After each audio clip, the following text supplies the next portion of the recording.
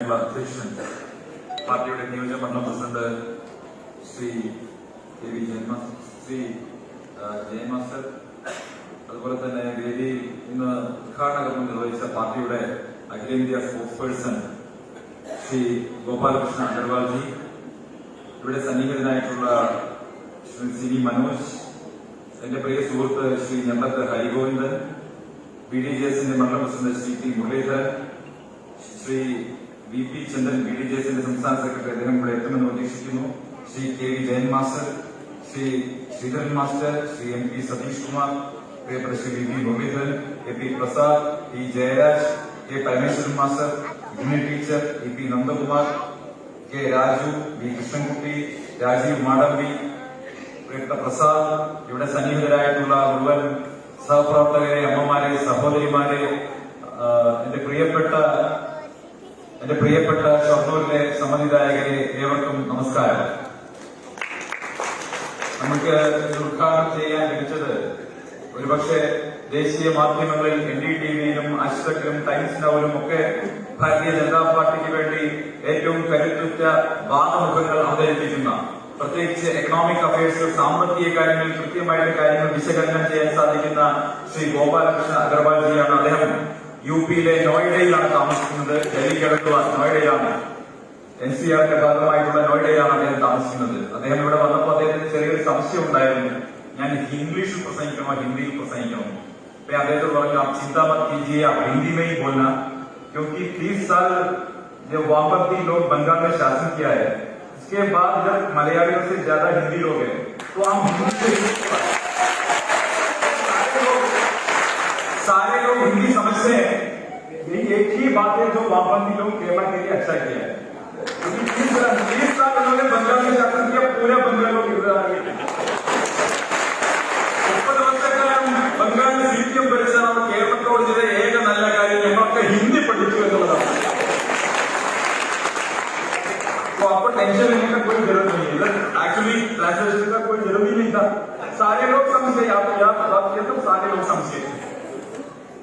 പ്രിയ സുഹൃത്തുക്കളെ, ഞാൻ ഷൊർണൂരിലേക്കാണ് വരേണ്ടത് എന്ന് ഭാരതീയ ജനതാ പാർട്ടിയുടെ കേന്ദ്ര നേതൃത്വം ശ്രീ അമിത്ഷായും അതുപോലെ തന്നെ നരേന്ദ്രമോദിജിയും ശ്രീ JP നദ്ദയും ഉൾപ്പെടെയുള്ള കേന്ദ്ര തെരഞ്ഞെടുപ്പ് കമ്മിറ്റി തീരുമാനിച്ചപ്പോ എനിക്ക് ആദ്യത്തെ ഫോൺ വിളി വന്നത് തൃശൂരിലെ പൊറനാട്ടുകര ശ്രീരാമകൃഷ്ണ ആശ്രമത്തിലെ സ്വാമി സദ്ഭവാനന്ദജിയുടേതായിരുന്നു. അദ്ദേഹം എന്നോട് പറഞ്ഞു, സന്ദീപ്, നിങ്ങൾ ഏറ്റെടുക്കാൻ പോകുന്നത് ഒരു ചരിത്ര ദൗത്യമാണ്. സ്വാമി വിവേകാനന്ദൻ 1892 നവംബർ മാസത്തിൽ കേരളത്തിൽ ആദ്യമായി വന്നിറങ്ങിയത് ഷൊർണൂർ റെയിൽവേ സ്റ്റേഷനിലായിരുന്നു. अग्रवाल जी, स्वामी विवेकानंद जी ने 1892 पे फर्स्ट टाइम केरला में शोरनूर में आए थे ट्रेन उतारते. हाँ, तो सिनेमा आश्रम है जिसका डिसिप्लिन है नरेंद्र मोदी जी, उधर का स्वामी जी ने मुझे बोला, आपने सही जगह पे गया है, इधर स्वामी विवेकानंद जी आया था फर्स्ट टाइम केरला में. അദ്ദേഹത്തിന് ഞാൻ വാക്ക് കൊടുത്തിട്ടുണ്ട്, ഷൊർണൂരിൽ നിന്ന് ജനപ്രതിനിധിയാവുകയാണെങ്കിൽ ഷൊർണൂരിൽ മുടങ്ങിക്കിടക്കുന്ന സ്വാമി വിവേകാനന്ദന്റെ പ്രതിമയുടെ നിർമ്മാണം അത് ഏറ്റവും ആദ്യം നിർവഹിക്കുന്നതായി ഷൊർണൂരിന്റെ മണ്ണിലേക്ക് വന്നിട്ടുള്ളത്. പ്രിയ സുഹൃത്തുക്കളെ, ഷൊർണൂർ എനിക്ക് അന്യമായ പ്രദേശമല്ല. ഞാൻ നേരത്തെ സൂചിപ്പിച്ചതുപോലെ വെള്ളിനേഴിയുടെ തൊട്ടപ്പുറത്ത് ലാലേട്ടൻ എന്നോട് പറഞ്ഞതുപോലെ എനിക്ക് കണ്ണടച്ചാൽ വെള്ളിനേഴി കാണാം സന്ദീപ് എന്നോട് പറഞ്ഞു. നിങ്ങൾ പലരും കേട്ടിട്ടുണ്ടാകും, കണ്ണടച്ചാൽ എനിക്ക് വെള്ളിനേഴി കാണാം, മട്ടന്നൂരിന്റെ വീട് കാണാം, അതുപോലെ തന്നെ ഇന്ദിരൻ വൈദ്യരുടെ വീട് കാണാം എന്നൊക്കെ ലാലേട്ടൻ ഒരിക്കൽ എന്നോട് പറഞ്ഞതുപോലെ ഷൊർണൂർ എനിക്ക് കണ്ണടച്ചാൽ കാണാം. കാരണം ഞാൻ ഷൊർണൂരുകാരൻ തന്നെയാണെന്ന് വേണം എനിക്കറിയാം. എന്റെ അച്ഛൻ ഈ ഷൊർണൂർ നിലമ്പൂർ റെയിൽവേയിൽ പല സ്റ്റേഷൻ മാസ്റ്ററായിട്ട് ജോലി ചെയ്തിട്ടുള്ളയാണ്. ഷൊർണൂരിന്റെ ഹൃദയസ്പന്ദനങ്ങൾ തിരിച്ചറിയാൻ കഴിയുന്നയാളാണ്. ഷൊർണൂരിന്റെ ഒരു താളമുണ്ട്, ഷൊർണൂരിന്റെ ഒരു വേഗമുണ്ട്. ഷൊർണൂരിന്റെ താളം എന്ന് പറയുന്നത് തീവണ്ടിയുടെ താളമാണ്, തീവണ്ടി ഓടുന്നതിന്റെ താളമാണ്. ഷൊർണൂരിനെ കുറിച്ച് കേൾക്കുമ്പോൾ തന്നെ ഷൊർണൂർ റെയിൽവേ സ്റ്റേഷനെ കുറിച്ചാണ് പൊതുവെ കേരളത്തിലെ മുഴുവൻ ആളുകളും പറയാറുള്ളത്. പക്ഷേ ഷൊർണൂർ റെയിൽവേ സ്റ്റേഷൻ വേണമെങ്കിൽ കേരളത്തിന്റെ വാതായനം എന്ന് പറയാം. കൊങ്കണിൽ നിന്ന് വരുന്ന ട്രെയിനുകളും അതുപോലെ തന്നെ തമിഴ്നാട്ടിൽ നിന്ന് വരുന്ന ട്രെയിനുകളും ഈ ഭാഗത്ത് വരുന്ന ട്രെയിനുകളും സംഗമിക്കുന്ന ഒരു സ്ഥലമാണ് ഷൊർണൂർ. പക്ഷേ ഷൊർണൂരിലെ ഒരു ട്രയാങ്കുലർ റെയിൽവേ സ്റ്റേഷന്റെ ആവശ്യം ഇത്രയും കാലമായി പൂർത്തീകരിക്കാൻ ഇവിടുന്ന് ജയിച്ചു പോയിട്ടുള്ള ജനപ്രതിനിധികൾക്ക് സാധിച്ചിട്ടില്ല. പ്രിയ സുഹൃത്തുക്കളെ, ഒരു കാര്യം ഉറപ്പു പറയാം, നരേന്ദ്രമോദി സർക്കാരാണ് രാജ്യം ഭരിക്കുന്നത്. ഷൊർണൂരിൽ നിന്നും ഒരു ജനപ്രതിനിധിയായി വിജയിച്ചു വരാൻ എനിക്ക് സാധിച്ചാൽ തീർച്ചയായും ഷൊർണൂരിലെ ട്രയാങ്കിൾ റെയിൽവേ സ്റ്റേഷൻ സ്വപ്നം അത് പൂർത്തീകരിക്കുമെന്ന് ഒരു സംശയമാണ്. ഷൊർണൂർ റെയിൽവേ സ്റ്റേഷന്റെ വികസനം ഏറ്റവും അടിസ്ഥാനപരമായിട്ടുള്ള കാര്യമാണ്. അതോടൊപ്പം തന്നെ ആ റെയിൽവേ പാതയോരത്ത് താമസിക്കുന്ന, റെയിൽവേയോട് ചേർന്ന് താമസിക്കുന്ന നൂറുകണക്കിന് കുടുംബങ്ങൾ, അവർക്കിന്നും ഒരു വഴിയില്ല. അവർക്കിന്നും അവരുടേതായ ഒരു വഴി കിട്ടിയിട്ടില്ല.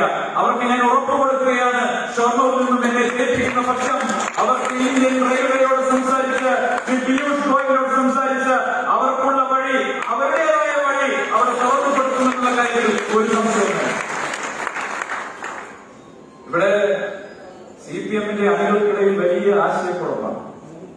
ഇത്തവണ തീവ്രത കുറഞ്ഞൊരു പരാജയം ഉണ്ടാകുമെന്നാണ് CPM-കാർ പറയുന്നത്. ഷൊർണൂരിൽ തീവ്രത കുറഞ്ഞൊരു പരാജയം CPM-ന് സംഭവിക്കുമെന്ന് അണികൾ തന്നെ പറയുകയാണ്.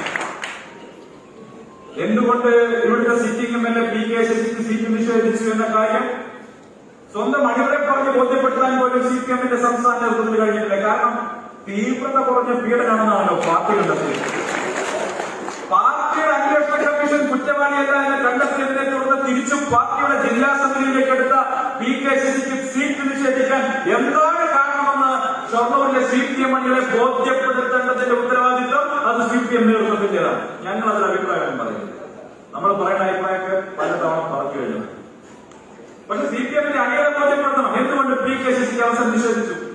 ആ കാരാട്ട് റസാക്കിനെ പോലെ ആഫ്രിക്കയിൽ ഭദ്രകേന്ദ്രം നടത്താൻ പോയിട്ടുള്ള PV അൻവറിനെ പോലെ സകല കാട്ടുകള്ളന്മാർക്കും രണ്ടാമതും മത്സരിക്കാൻ അവസരം കൊടുത്ത CPM ഒന്നുമില്ലെങ്കിൽ ഇത്രയും കാലങ്ങളെ ചെങ്കൊടി പിടിച്ചു നടന്ന പുലിക്കിരിയാട്ട തമ്പുരാൻ അവസരം നിഷേധിച്ചത് എന്തുകൊണ്ടാണെന്ന്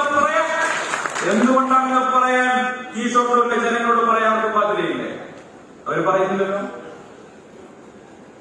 മറുവശത്ത് UDF ആണ്. UDF-ന്റെ സ്ഥാനാർത്ഥിയെ ഞാൻ വ്യക്തിപരമായി സ്ഥാനാർത്ഥികൾക്കൊന്നും പറയുകയാണല്ല. പക്ഷെ കഴിഞ്ഞ ദിവസം മാണിയംകുളത്ത് പോയപ്പോ മഹിളാ കോൺഗ്രസിന്റെ മണ്ഡലം പ്രസിഡന്റ് പറഞ്ഞു, എനിക്ക് സ്ഥാനാർത്ഥി നിർണയത്തിൽ അതിർത്തിയുണ്ട്, അതുകൊണ്ട് ഞാൻ സന്ദീപ്ജിയുടെ വിജയത്തിന് വേണ്ടി പ്രവർത്തിക്കാമെന്ന് പറഞ്ഞ് നമ്മളോട് പറഞ്ഞു. അതുപോലെ ഷൊർണൂരിന്റെ മണ്ഡലത്തിൽ നിരവധി കോൺഗ്രസിന്റെ തലമുതിർന്ന നേതാക്കൾ പറയുകയാണ്, അവർക്ക് ഈ സ്ഥാനാർത്ഥി നിർണയത്തിൽ അതിർത്തിയുണ്ട്. രണ്ട് മുന്നണികളും സ്ഥാനാർത്ഥി നിർണയത്തിൽ അതിർത്തിയുള്ളവരെ കൊണ്ട് നിറഞ്ഞിരിക്കുകയാണ്. അതുകൊണ്ട് തന്നെ ഇപ്പോ ഭയത്തോടുകൂടി പറയുകയാണ്, BJP ജയിക്കാൻ പോകുന്നു എന്നൊരു ഭയം ഇപ്പോ അവർക്കിടയിൽ വന്നിരിക്കുക. അതിന്റെ കാരണം എന്താണെന്നറിയുന്നത്? അവസാന നിമിഷം വരെ BJP-യുടെ സ്ഥാനാർത്ഥി ലിസ്റ്റ് വരുന്നത് ഈ രീതിയിലായിരിക്കും അവർ പ്രതീക്ഷിച്ചതേ ഇല്ല എന്നതാണ് സത്യം. ഞാൻ എന്തായാലും ഒരു കാര്യം ഉറപ്പു പറയാം, ഷൊർണൂരിൽ ഇത്തവണ ഭാരതീയ ജനതാ പാർട്ടിക്ക് ജയിക്കാൻ ഏറ്റവും മികച്ച അവസരമാണ് വന്നത്. ഷൊർണൂർ പാരമ്പര്യമായി തന്നെ എത്രയോ കാലമായി സംഘപ്രസ്ഥാനങ്ങൾക്ക് ഏറ്റവും അടിയുറച്ച മണ്ണാണ്. എത്രയോ നല്ല കാര്യകർത്താക്കന്മാരെ വളർത്തിയെടുക്കാൻ കഴിഞ്ഞിട്ടുള്ള ഒരു മഹത്തായ പ്രസ്ഥാനം, രാഷ്ട്രീയ സ്വയംസേവക സംഘത്തിന് ഏറ്റവും കരുത്തുറ്റ മണ്ണാണ് ഷൊർണൂർ. അതുകൊണ്ട് തന്നെ ഷൊർണൂരിന്റെ മണ്ണിൽ നിന്ന് ജയിക്കാൻ കഴിയുന്ന ഏറ്റവും നല്ല രാഷ്ട്രീയ സാഹചര്യം പശ്ചാത്തലം ഷൊർണൂർ ഒരുങ്ങിക്കഴിഞ്ഞു. പ്രിയപ്പെട്ട സുഹൃത്തുക്കളെ, ഷൊർണൂരിന്റേതായിട്ടുള്ള നിരവധി പ്രശ്നങ്ങളുണ്ട്. ഷൊർണൂർ ഒരു കാലത്ത് വലിയ വ്യാവസായിക മേഖലയായിരുന്നു. ഇവിടുത്തെ മെറ്റൽ ഇൻഡസ്ട്രി അതിന് സമ്പൂർണമായ തകർച്ചയാണ്. അതിൽ പലപ്പോഴും പിൻവാതിൽ നിയമനം നടന്നു. നമ്മൾ കണ്ടു, മെറ്റൽ ഇൻഡസ്ട്രീസിൽ ഇത്രയും കാലം തകർന്നു നടന്ന മെറ്റൽ ഇൻഡസ്ട്രീസിൽ കൊണ്ടുവന്ന് നമ്മുടെ ബിസിനസ് ഡയറക്ടർ ആയിരുന്ന അദ്ദേഹത്തെ കൊണ്ടുവന്നു അവിടെ അധികാരിയാക്കി കൊണ്ടുവന്നിരുത്തിയപ്പോൾ പിണറായി മനുഷ്യനവിടെ പണിയെടുക്കില്ലാന്ന്. പക്ഷെ മൂപ്പര് വന്നു, അല്ലെ? മൂപ്പര് വന്നു നല്ല രീതിയിൽ അവിടെ കാര്യങ്ങൾ ചെയ്യാൻ തുടങ്ങി. അദ്ദേഹത്തെ അപമാനിച്ചിട്ടല്ലേ പറഞ്ഞത്. ഇന്ന് അദ്ദേഹം ഇരിങ്ങാലക്കുടയിൽ ഭാരതീയ ജനതാ പാർട്ടിയുടെ സ്ഥാനാർത്ഥിയായി ഈ ഷൊർണൂർ മണ്ഡലത്തിൽ വ്യാവസായിക വികസനത്തിൽ എത്രയോ മുന്നിലെത്തേണ്ട ഒരു സ്ഥലമാണ്. ആലുവ പോലെ അല്ലെങ്കിൽ കഞ്ചിക്കോട് പോലെ കേരളത്തിലെ ഒരു ഇൻഡസ്ട്രിയൽ മേഖലയായി വളരേണ്ടിയിരുന്ന ഷൊർണൂരിനെ വ്യവസായ മേഖലയുടെ ശവപ്പറമ്പാക്കി മാറ്റിയതിന്റെ ഉത്തരവാദിത്തത്തിൽ നിന്ന് ഇവിടുത്തെ LDF-നും UDF-നും ഒഴിഞ്ഞു മാറാൻ കഴിയില്ല. അതുകൊണ്ട് തന്നെ ഷൊർണൂരിലെ ഇൻഡസ്ട്രിയൽ മേഖലയുടെ ഒരു റിവൈവലിന് വേണ്ടി ഒരു പരിശ്രമം എന്റെ ഭാഗത്തുണ്ടാവും എന്നുള്ള കാര്യം ഞാൻ നിങ്ങൾക്ക് ഉറപ്പ് നൽകുകയാണ്. പ്രത്യേകിച്ച് അവരെല്ലാവരും തകർച്ചയിലൊക്കെയാണ്. അവരെ പ്രോത്സാഹിപ്പിക്കാൻ, അവർക്ക് വേണ്ട സംവിധാനം ചെയ്തു കൊടുക്കാൻ സംസ്ഥാന സർക്കാരിന് നേരമില്ല.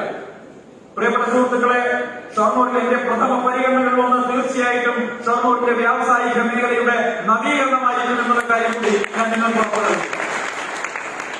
നമ്മുടെ ഭാരതപ്പുഴ ആ ഭാരതപ്പുഴ നീള നദിയെ കുറിച്ച് പറയാതെ ഷൊർണൂരിന്റെ ചരിത്രം പൂർത്തിയാക്കില്ല.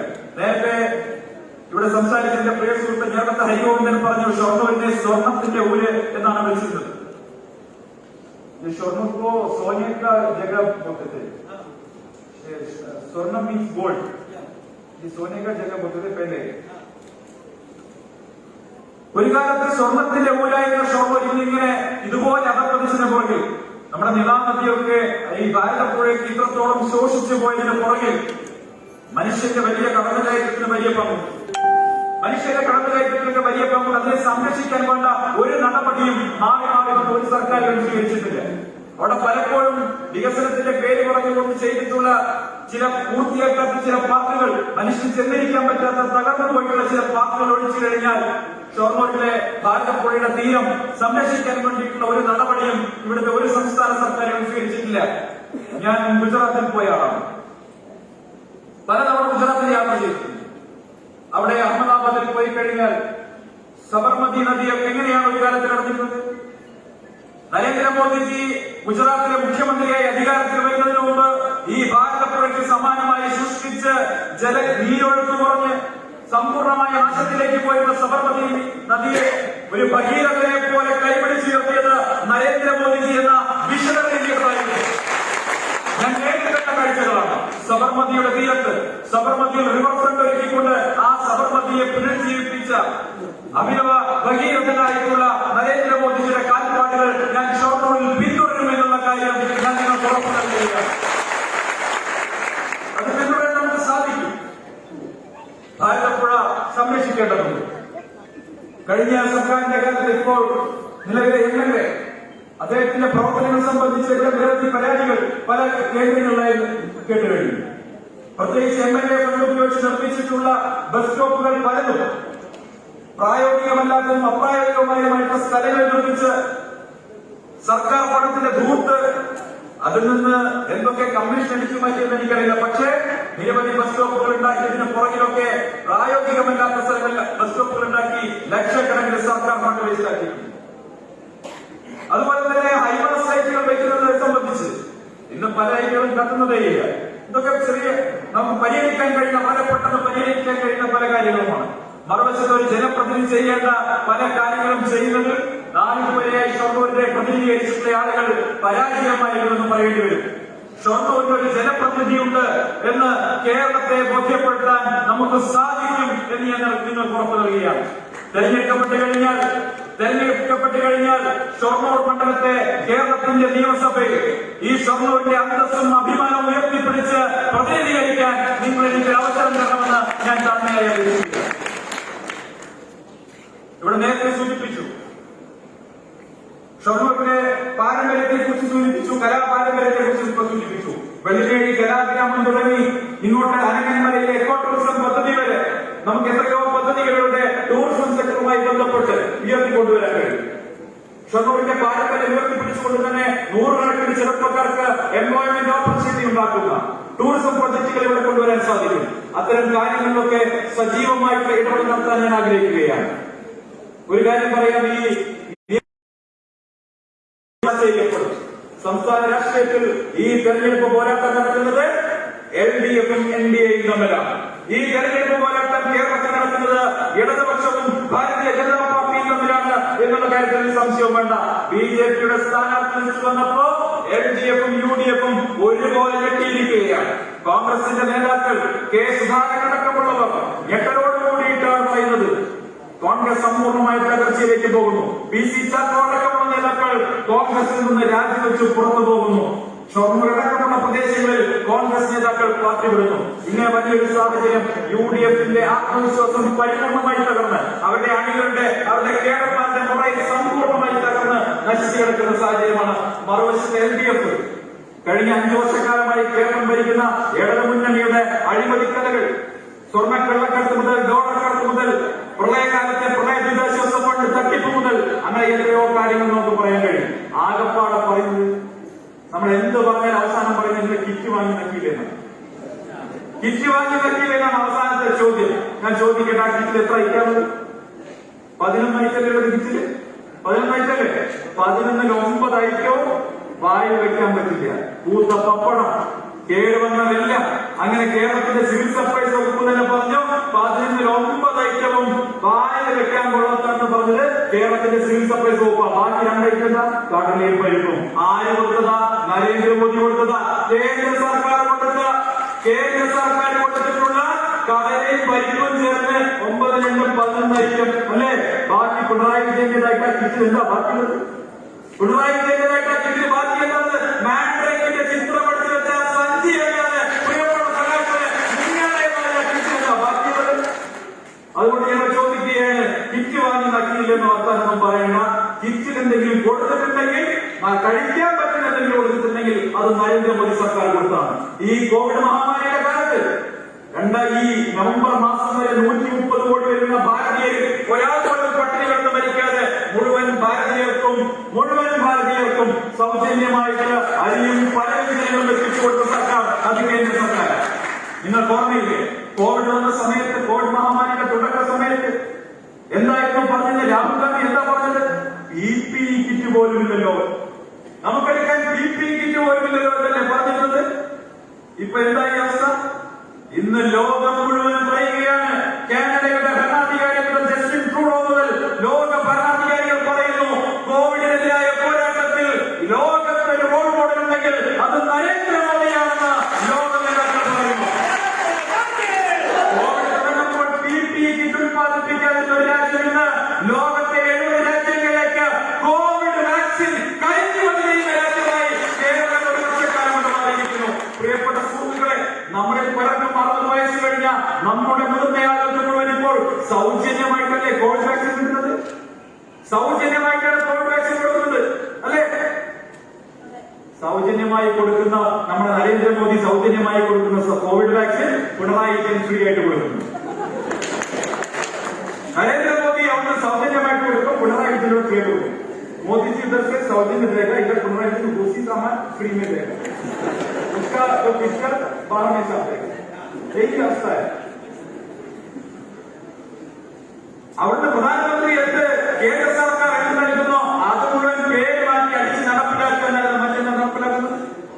ഇവിടെ ഈ ഷൊർണൂർ മുനിസിപ്പാലിറ്റിയിലെ കുടുംബശ്രീക്ക് കൊടുത്തിട്ടുള്ള ഫണ്ടുണ്ടല്ലോ, കേന്ദ്ര സർക്കാർ കൊടുത്തിട്ടുള്ള ഫണ്ടുണ്ടല്ലോ, അത് പോലും ഈ CPM അടിച്ചു മാറ്റി അവർക്ക് കൊടുക്കാതെ ആ സ്ത്രീകളെ നരകയാതന അനുഭവിപ്പിച്ചു. ഈ ഷൊർണൂർ മുനിസിപ്പാലിറ്റിയിലെ കുടുംബശ്രീയിലെ സ്ത്രീകളുടെ അവസ്ഥയാണ് നമ്മൾ പറയുന്നത്. കേന്ദ്ര സർക്കാർ കൊടുത്ത ഫണ്ട് കൊടുക്കാൻ തയ്യാറാവില്ല. ആരാ തടയുന്നത്? ഷൊർണൂർ മുനിസിപ്പാലിറ്റിയിലെ ചെയർപേഴ്സണല്ലേ തടയുന്നത്? ഈ വിഷയങ്ങളൊക്കെ ഷൊർണൂർ ചർച്ച ചെയ്താണല്ലോ. ഞാൻ ദീർഘിപ്പിക്കുന്നില്ല പ്രിയപ്പെട്ട സുഹൃത്തുക്കളെ. ഏവർക്കും തുല്യനീതി, ആരോടുമില്ല പീഡനം എന്നുള്ളതാണ് ഭാരതീയ ജനതാ പാർട്ടിയുടെ നയം. Justice for all, appeasement four none എന്നുള്ളതാണ് ഭാരതീയ ജനതാ പാർട്ടിയുടെ നയം. അത് തന്നെയായിരിക്കും ഷൊർണൂരിൽ, അത് തന്നെയായിരിക്കും ഷൊർണൂരിൽ നമ്മുടെ നയം. സബ്കാ സാത്ത്, സബ്കാ വികാസ്, സബ്കാ വിശ്വാസ് എന്ന നരേന്ദ്രമോദിയുടെ ആ മന്ത്രമുണ്ടല്ലോ, ആ മന്ത്രം പ്രദർശിപ്പിച്ചുകൊണ്ട് ഷൊർണൂരിന്റെ വികസനത്തിന്റെ പുതിയ പ്രഭാതങ്ങളിലേക്ക് കൈപിടിച്ച് നടത്താൻ ഭാരതീയ ജനതാ പാർട്ടിക്ക്, ദേശീയ ജനാധിപത്യ സഖ്യത്തിന് തങ്കത്താമരയടയാളത്തിൽ ഏപ്രിൽ 6-ാം തീയതി വോട്ട് രേഖപ്പെടുത്തി എന്നെ ബഹുഭൂരിപക്ഷത്തോടെ വിജയിപ്പിക്കണമെന്ന് എന്റെ പ്രിയപ്പെട്ട സഹപ്രവർത്തകരോട്, പ്രിയപ്പെട്ട സമ്മതിദായകരോട് ഒരിക്കൽ കൂടി അവസാനിപ്പിക്കുന്നു.